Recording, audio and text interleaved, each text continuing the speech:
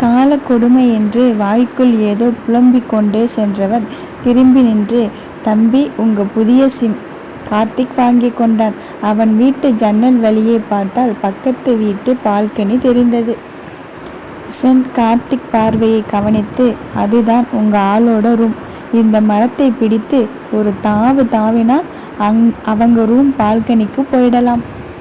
அந்த கதவுக்கு டூப்ளிகேட் சாவி தயார் செய்துட்டேன் என்று சாவி ஒன்றை நீட்டினார். கார்த்திக் முகம் மலர்ந்தது. கையில் வாங்கி கொண்டான். இத்தனை செய்திருக்கேன், எனக்கு என்ன கிடைக்கப் போகுது? கார்த்திக் அங்கிள், உங்களுக்கு கொடுக்கும் அளவுக்கு நான் பெரிய ஆள் கிடையாது. எனக்கு எல்லாமே நீங்க கொடுத்தது தான். அந்த முயல்கறி தொக்கு எப்படி இருக்குன்னு ருசித்து பார்க்கிறேனே. கார்த்திக், நோ. வேண்டாம், எனக்கு வேண்டாம். நீங்களே வச்சுக்கிட்டு சாப்பிடுங்க. எந்த ஹோட்டலில் கிடைக்குதுன்னு பார்த்து வாங்கி சாப்பிடுறேன். கார்த்திக், எப்படி இருந்தாலும் நந்தினி செய்தது போல இருக்குமா? நான் தப்பு பண்ணிட்டேன். முதல்ல நான் சாப்பிட்டு கொண்டு வந்திருக்கணும். கார்த்திக், ஆனால் செம்ம டேஸ்ட் அங்கிள். வெறுப்பேத்துறீங்க. பரவாயில்லை, பேசிக்கலாம். நான் எவ்வளவு கெட்டவனு உங்களுக்கு தெரியாது. ஜாக்கிரதை. கார்த்திக் அவர் கோபத்தை கண்டு சிரித்தான். கார்த்திக் புதிய ஃபோன் எண்ணில் இருந்து நந்தினிக்கு குறுந்தகவல் அனுப்பினான். இனி இதுதான் என்னோட நம்பர். வேறு யாரிடமும் கொடுக்காதே கார்த்திக். நந்தினி காலையில் வேற நம்பர் இருந்தது. கார்த்திக், அதில் உன்னோட சகோதரி தொந்தரவு அதிகமாக இருக்கு. நந்தினி, ஓ மகளே, உனக்கு காலா போதாது. உனக்கு எப்படி கொடுக்கணும்னு எனக்கு தெரியும் என்று சொல்லி கொண்டாள் நந்தினி. ஆனால் நான் கொடுக்கலை.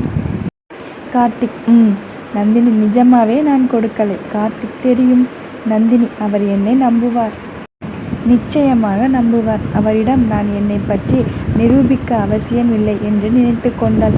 கார்த்திக், தூங்கு. Nandini, good night. Karthik, good night. Nandini நெடு நேரம் ஃபோனை பார்த்து கொண்டிருந்தாள். மனதில் தைரியம் உண்டானது. வெளியே பால்கனி சென்று காற்றாட நின்று கொண்டிருந்தாள். பிறகு இன்னைக்கு ராத்திரி சாப்பிட கூப்பிடுவாங்களா இல்லையா என்று யோசித்து கொண்டே படுத்திருந்தவள் தூங்கி போனாள். மறுநாள் காலை கார்த்திக் தான் அமர்ந்திருந்த வீல் சேரை மெல்ல தள்ளிக்கொண்டே வீட்டுக்கு வெளியே இருக்கும் தோட்டத்துக்கு சென்றான். அவனுடைய வளர்ப்பு பிராணி செயின்ட் பெர்னார்ட் வகையை சேர்ந்த டானி அவனுடன் அமர்ந்திருந்தது. திடீரென்று நாய் குரைக்க ஆரம்பித்தது. கார்த்திக் அவன் குரைக்கும் திசையை பார்க்க அவனுக்கு மனதில் பரபரப்பு கூடியது. நந்தினி அவர்கள் வீட்டு மதில் மேல் உட்கார்ந்து ஊண்டிகோல் வைத்து கார்த்திக் வீட்டு தோட்டத்தில் இருந்த மாமரத்தை குறிவைத்து கொண்டிருந்தார். நாய் சத்தம் கேட்டு அந்த நாய்க்கு சத்தம் போடாதே என்று சைகை செய்தாள். அது இன்னும் வேகமாக குரைத்தது. மரக்கிளை மறைத்ததன் மூலமாக நந்தினி கார்த்திக்கை பார்க்கும் வாய்ப்பை இழந்தாள். கார்த்திக் அவளை பார்த்து சிரித்தான். சக்கர நாற்காலியை விட்டு எழுந்து நடந்து நந்தினி கவனிக்காத வண்ணம் அவர் இருக்கும் பக்கம் சென்று நின்று, யாரு என்று சத்தமிட நந்தினி அதிர்ந்து சுவரில் இருந்து அந்த பக்கம் குதிப்பதற்கு பதிலாக தவறி கார்த்திக் வீட்டு பக்கம் விழுந்தாள். சரியான நேரத்தில் கார்த்திக் அவளை கையில் ஏந்தி கொண்டான். நந்தினி இறுக்கி மூடிய கண்களை மெல்ல திறந்து பார்த்தாள். அவள் முன் கார்த்திக்கின் அழகிய முகம் இருந்தது. ஆ! கார்த்திக் அவளை இறக்கி, என்னாச்சு, அடிபட்டுடுச்சா?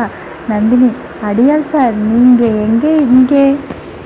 கார்த்திக், இது நான் கேட்க வேண்டிய கேள்வி. நந்தினி, ஓ சரி, நான் தான் ஊருக்கு புதுசு. கார்த்திக், வா, அப்படி போகலாம் என்று மெல்ல நொண்டி நடந்து சக்கர நாற்காலியில் சென்று அமர்ந்தார். நந்தினி, அதுதான் என்னை பெத்தவங்க வீடு. என்னை தொலைச்சிட்டு 16 வருஷம் கழிச்சு கண்டுபிடிச்சிருக்காங்க. அது சரி, இது உங்க முதலாளி வீடா? நீங்க ஏன் சக்கர நாற்காலியில் உட்கார்ந்துருக்கீங்க? என்ன ஆச்சு? கார்த்திக் அவளை பார்த்து, எனக்கு ஒருத்தங்க தப்பான வைத்தியம் செய்துட்டாங்க. அதனால் நான் இனிமேல் சக்கர நாற்காலி தான் இருக்கணும்னு சொல்லிட்டாங்க. நந்தினி, நான் ஒழுங்காக தான் வைத்தியம் பார்த்தேன். என்னால் தான் உங்களுக்கு இப்படி ஆகிடுச்சா? என்னை மன்னிச்சிடுங்க. உங்களால் நடக்கவே முடியாதா? கார்த்திக், லூசு, நடக்க முடியாமல் உன்னை கீழே விழாமல் பிடிச்சி கூட்டிட்டு வர முடியுமா? நந்தினி பின்னந்தலையில் தட்டி கொண்டாள். நான் எப்படி இப்படி யோசித்தேன்? நீங்கள் தான் என்னை பயப்படுத்திட்டீங்க. நெடுநேரமாக இவர்களுக்குள் பேசிக்கொண்டு தன்னை கவனிக்கவில்லை என்ற கவலையில் டானி குரைத்தான். கார்த்திக் நந்தினி முன் கையை நீட்டி தடுத்து கொண்டு, டானி, இது என்னோட ஃப்ரெண்ட், டோன் அட்டாக். நந்தினி, ஹலோ, எங்க காலா உன்னை விட உயரமா இருப்பான் தெரியுமா என்று டானியிடம் கையை நீட்டினாள். கார்த்திக் அவள் கையை பிடித்து தடுத்து இழுத்தான். வேண்டாம் குட்டி, கடிச்சிடுவான். டானி, உள்ளே போ என்று சக்கர நாற்காலியில் ஒரு பக்கம் வைத்திருந்த தடியை சுழற்றினான். டானி திரும்பி பார்த்து கொண்டே உள்ளே ஓடினான். நந்தினி, டேனியல் நல்ல பையனா இருப்பான் போல இருக்கே. கார்த்திக், வா உள்ளே. நந்தினி, உங்க ஓனர் ஏதாவது நினைக்க போறாங்க.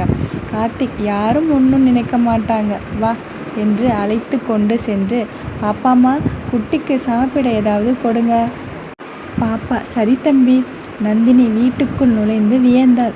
சுற்றம் மறந்து, என்னப்பா இவ்வளவு பெரிய வீடா இருக்கே. கார்த்திக், சாப்பிட்டு இன்னும் உள்ளே போய் பாரு. நந்தினி, அதெல்லாம் வேண்டாம். இவ்வளவு பெரிய வீட்டு முதலாளிகள் என்னை மாதிரி பொண்ணை உள்ளே விடமாட்டாங்க. என்னை கூட்டிட்டு வந்ததுக்காக உங்களை திட்ட போறாங்க. யார் சொன்னா உன்னை உள்ளே விடமாட்டாங்கன்னு என்று நந்தினிக்கு பின்னால் ஒரு பெண்ணின் குரல் கேட்டது. நந்தினி திடுக்கிட்டு திரும்பினாள். கார்த்திக் தலையில் கை வைத்து கொண்டான். நந்தினி அந்த பெண்ணை பார்த்து வியந்தாள். ஒரு பார்வையில் சொல்லிவிடலாம், அந்த பெண் பெரிய பணக்கார பெண் என்று. ஆனால் அவளிடம் ஆடம்பரம் இல்லை. ஒரே பார்வையில் நந்தினி யூகித்தாள், நீங்க தான் இந்த வீட்டு ஓனரா? விஷ்ணுபிரியா, கார்த்திக்கின் சித்தி, நந்தினியின் கேள்வியில் அதிசயித்து போனாள். நந்தினிக்கு பின்னால் இருந்த கார்த்திக் இரு கையை கூப்பி சைகை செய்தான். விஷ்ணு, ஓனரா? ஆமாம், நீங்க தான் நந்தினியா? கார்த்திக் தலையில் அடித்து கொண்டான். நந்தினி, உங்களுக்கு என்னை தெரியுமா? எப்படி தெரியும் என்று ஆச்சரியத்தில் கேட்டாள். விஷ்ணு, காப்பாற்று என்று கார்த்திக்கிடம் கண்ணால் சைகை செய்ய, கார்த்திக், என்னை காப்பாற்றி முதலுதவி செய்தது நீந்தான்னு சொன்னேன். நந்தினி, அது சரி, ஆனால் எப்படி என்னை பார்த்ததுமே சொல்லிட்டாங்க? நான் ஊருக்கு வந்தது உங்களுக்கே இப்போதானே தெரியும். கார்த்திக், நாம் பேசிட்டு இருந்ததை கேட்டு இருப்பாங்க இல்லையா என்று சித்தியை பார்த்து பல்லை கடித்தான். விஷ்ணு, ஆமாம், நான் வந்ததும் நீங்கள் பேசிட்டு இருந்ததை கேட்டேன். நந்தினி விடாமல், நாங்கள் இதை பற்றி தோட்டத்தில் தானே பேசினோம், ஆனால் நீங்கள் இங்கே தானே இருந்தீங்க. விஷ்ணு, இவளை சமாளிக்கிறது ரொம்ப கஷ்டம் போல இருக்கே. பேச்சை மாற்றினான். நீ ரொம்ப அழகா இருக்கே, என்ன படிக்கிறே? நந்தினி அழகாக வெட்கினாள். அதை பார்த்த கார்த்திக் மனதில் பட்டாம்பூச்சி பறந்தது. விஷ்ணுபிரியா அப்பாடா என்று ஆறுதலாகி கார்த்திக்கை பார்த்து நடுக்கத்துடன் சோஃபா மேல் அமர்ந்தாள். நந்தினி, நான் 12வது பப்ளிக் எக்ஸாம் எழுதியிருக்கேன். எப்படியும் எங்கள் ஜில்லாவில் முதல் மார்க் வாங்கிடுவேன். விஷ்ணு, ரொம்ப நல்லது. மேற்கொண்டு என்ன படிக்க போறே? நந்தினி, எங்கள் பாட்டிக்கு நான் மருத்துவம் படிக்கணும்னு ஆசை. எனக்கு ஆடை வடிவமைப்பு படித்து தனியாக பிஸ்னஸ் பண்ணணும்னு ஆசை. விஷ்ணு ஆச்சரியமாக, என்ன பிஸ்னஸ் பண்ண போறே? நந்தினி தனக்கு பிடித்த விஷயத்தை பகிர்ந்து கொள்ள ஆர்வமாக கண்களில் ஒளி மின்ன சொல்ல ஆரம்பித்தாள். நந்தினி, எனக்கு பெரிய ஆடை வடிவமைப்பாளராக மாறி நான் சொந்தமாக பொட்டிக் வச்சு சினிமாக்காரர்களுக்கு ட்ரெஸ் டிசைன் பண்ணணும், நிறைய சம்பாதிக்கணும். விஷ்ணு, அப்படியா? வா, வந்து உட்காரு என்று சோஃபாவை தட்டினார். நந்தினி அவள் அருகே சென்று தரையில் அமர்ந்து, நீங்கள் கூட ரொம்ப அழகா இருக்கீங்க. கார்த்திக் முறைத்தான். உடனே விஷ்ணுபிரியா, அம்மாடி, மேலே பக்கத்தில் உட்காந்துக்கோ, இல்லைனா அவன் அழகா இருக்கிற என்னோட முகத்தில் ஆசிட் ஊத்திடுவான் என்று முணங்கிக் கொண்டே கார்த்திக்கை பார்த்தாள். நந்தினி, இருக்கட்டும் மேடம். விஷ்ணுபிரியா, அம்மாடி, மேலே உட்காரு, இல்லைனா நான் கீழே உட்கார்ந்துக்கிறேன் என்று எழுந்தாள். நந்தினி, இல்லை, வேண்டாம், நானே மேலே உட்கார்ந்துக்கிறேன் மேடம் என்று எழுந்தாள். கார்த்திக் சித்தியை முறைக்க, அவளோ, நந்தினி, என்னை அத்தைன்னு கூப்பிடு, இல்லைனா ஆண்டின்னு கூப்பிடு, மேடம் வேண்டாம். நந்தினி, நீங்கள் ரொம்ப நல்லவங்களா இருக்கீங்க. நீங்கள் அவருக்கு முதலாளினே தோணலை. விஷ்ணு மனதில், அவன் தாண்டி லட்சக்கணக்கான பேருக்கு முதலாளி என்று சொல்லிக்கொண்டாள். விஷ்ணு, சரிவா, சாப்பிடலாம். நந்தினி, ஐயோ, அதெல்லாம் வேண்டாம். விஷ்ணு, என்னது வேண்டாமா? அந்த வார்த்தையை நீ சொல்லவே கூடாது. வா வா என்று உணர்ச்சி வசப்பட்டு எழுந்து சென்று கார்த்திக்கின் சக்கர நாற்காலியை தள்ளி கொண்டு சென்றாள். நந்தினி வியப்பாக அவளை பார்க்க கார்த்திக் தலையை சாய்த்து கொள்ள, விஷ்ணு போச்சு, மறுபடியும் தப்பு செய்துட்டேனா, சமாளிப்போம். நந்தினி, நீங்க ஒரு முதலாளி, உங்ககிட்ட வேலை செய்கிற அவர் நாற்காலியை தள்ளிக்கிட்டு போறீங்க. நீங்க ரொம்ப நல்லவங்க மேடம். விஷ்ணு, மேடம் இல்லை, அத்தை. நந்தினி, எனக்கு அப்படி கூப்பிட ஒரு மாதிரி இருக்கு. விஷ்ணு, கூப்பிட கூப்பிட பழகிடும் என்று கார்த்திக்கின் நாற்காலியை தள்ளி கொண்டே சமாளிப்பதாக நினைத்து சொதப்பினாள். என்னை காப்பாற்ற போய் தானே அடிபட்டுக்கிட்டான். கார்த்திக், சுத்தம். சித்தி, உன்னை இன்னைக்கு என்ன செய்யறேன் பாரு. அவள்தான் என்னை காப்பாத்தினாள். இப்படி உளறியே, அதுக்கு தான் வந்தியா என்று மனதில் திட்டினாள். நந்தினி, அப்போ உங்களை காப்பாற்ற போய் தான் அடிபட்டுக்கிட்டாரா? உங்களுக்கு நிஜமாவே ஆபத்து நிறைய இருக்கா? அதனால தான் உங்களை சுற்றி பாதுகாப்புக்கு ஆள் போட்டு இருக்கீங்களா? அப்போ நீங்களும் எங்கள் மலை கிராமத்துக்கு வந்தீங்களா? உங்களுக்கு அங்கே யாரை தெரியும்? யார் வீட்டுக்கு வந்தீங்க? ஏன்னா அந்த ஊரில் எல்லோரையும் எனக்கு தெரியும். விஷ்ணு, அப்பா, எத்தனை கேள்வி. அது சும்மா சுற்றி பார்க்க வந்தேன். நந்தினி, பெரியவர்களிடம் இத்தனை கேள்வி கேட்பது தப்பு என்று உணர்ந்து வருந்தி மேலும் எதுவும் கேட்கக்கூடாது என்று எண்ணி அவர்கள் பேசியதற்கு அமைதியாக இருந்தார். தவறாக நினைப்பார்களோ என்று நினைத்து பேசினார். அப்போ நீங்க ஏமாந்து போயிருப்பீங்க. எங்க ஊரில் ஒண்ணுமே இல்லை. விஷ்ணு, இல்லை. அங்கே கார்த்திக் திடீரென நந்தினி சோகமானதைப் போல தெரிந்ததும் இடைமறித்து, சாப்பிடலாம். நந்தினி, அது கார்த்திக், தயங்காதே, இதுவும் உனக்கு சொந்த வீடு தான். நீ பாட்டுக்குன்னு வீட்டுக்கு வந்து பாப்பா அம்மா கிட்ட கேட்டால் உனக்கு வேணுங்கிறத சமைச்சு கொடுப்பாங்க. நந்தினி, அப்படியா? நிஜமாவே வா? அங்கிருந்தவர்கள் அனைவரும் ஆமாம் என்று ஒரு சேர சொன்னார்கள். நந்தினி, அப்போ நான் தயங்க மாட்டேன், வந்து சாப்பிடுவேன். உங்களுக்கு என்னை பிடிக்காம போகும் வரை உங்களை தொந்தரவு செய்வேன். கார்த்திக், நல்லது, இப்போ சாப்பிடலாமா? நந்தினி கார்த்திக் காதில், ஆனாலும் உங்களுக்கு ரொம்ப மரியாதை உங்க முதலாளி வீட்டில். நந்தினி விஷ்ணுவிடம், ஆமாம், ராத்திரியே சாப்பிடலை, ரொம்ப பசிக்குது என்று முன்னே சென்று அமர்ந்து கொண்டாள். ஆனால் கார்த்திக் மனது உடைந்து போனது. ஏன் சாப்பிடலை? நந்தினி, சாப்பிட கொடுங்கன்னு யார்கிட்ட கேட்கறதுன்னு தெரியலை. பழகினா சரியாகிடும். மனதில் சாப்பிடாமல் இருப்பது பழகிவிடுமா, இல்லை அவர்கள் தன்னை கிண்டல் செய்வது பழகிவிடுமா என்று சிரித்து கொண்டாள். இனி தினமும் அவளை வரச் சொல்லி சாப்பிட வைக்க வேண்டும் என்று உறுதி கொண்டான். நந்தினி மனதில் எத்தனை யோசித்தும் முந்தைய பிறவியில் இவர்களை சந்தித்த மாதிரி நினைவே இல்லை. ஆனால் இப்போது அவள் எதிர்க்கப் போவது பிறந்த வீட்டில் இருக்கும் மொத்த திருடர்களை. அதனால் தனக்கு இப்படி ஒரு துணை தேவையாக இருந்தது. மனதில் அவளை நினைத்து கொண்டாள். நீங்கள் என்னை தேடி வரும் வரை நானும் பத்திரமா ஆரோக்கியமா இருக்கணும். எனக்கு கார்த்திக் போல் ஒருவன் உதவிக்கு வேண்டும். பாருங்க, உங்கள் பேரும் கார்த்திக், இந்த தடியன் பேரும் கார்த்திக். என்ன ஒரு ஒற்றுமை! இந்த கார்த்திக் தான் என்னை உங்ககிட்ட சேர்க்க போகிறார்னு நினைக்கிறேன். என்னவோ கார்த்திக் மேல் என்னை அறியாமல் நிறைய நம்பிக்கை உண்டாகி இருக்கு என்று முந்தைய ஜென்ம கணவரிடம் மனதில் பேசினார்.